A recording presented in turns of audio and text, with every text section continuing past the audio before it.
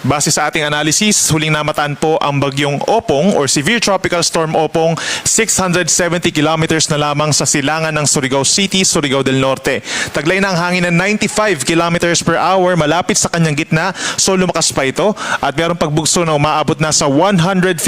kilometers per hour at kumikilos west-northwest sa bilis na 20 kilometers per hour. Wala pa rin direktang epekto ang bagyong Opong sa alinmang panig po ng ating bansa, subalit yung outer rain bands, kung mapapansin po natin sa ating latest satellite animation, nagdadala na rin ng madalas sa pag-ulan dito sa may Eastern Visayas, Caraga, and Davao region. Samantala, yung hanging habagat or southwest monsoon, sa ngayon po nagdadala pa rin ng may kalakasang hangin at mga pag-ulan dito sa western section ng Luzon kabilang ang Metro Manila at pinakamadalas pa rin ang mga pag-ulan dito sa may Pangasinan, Zambales, Bataan, pababa ng Occidental Mindoro at makulimlim na panahon ang dadali ng habagat sa natitirang bahagi ng Luzon, sasamahan pa rin yan ng mga pulupulong pag-ulan or pagkidlat, pagkulog. Possible din yung mga localized thunderstorms sa natitira pang bahagi ng Visayas and Mindanao sa susunod na 24 oras.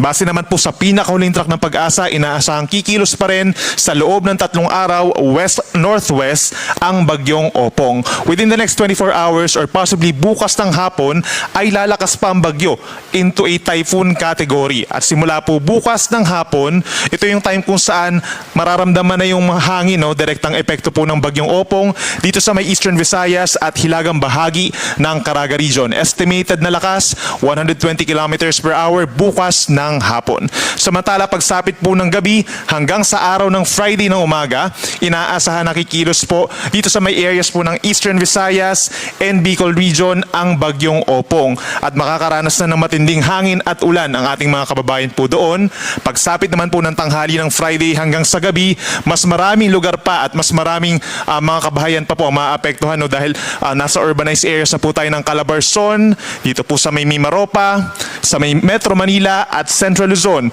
ang bagyong Opong at ay inaasahan pa rin mananatili as a typhoon category with around 120 to 130 kilometers per hour na taglay na hangin. At pagsapit po ng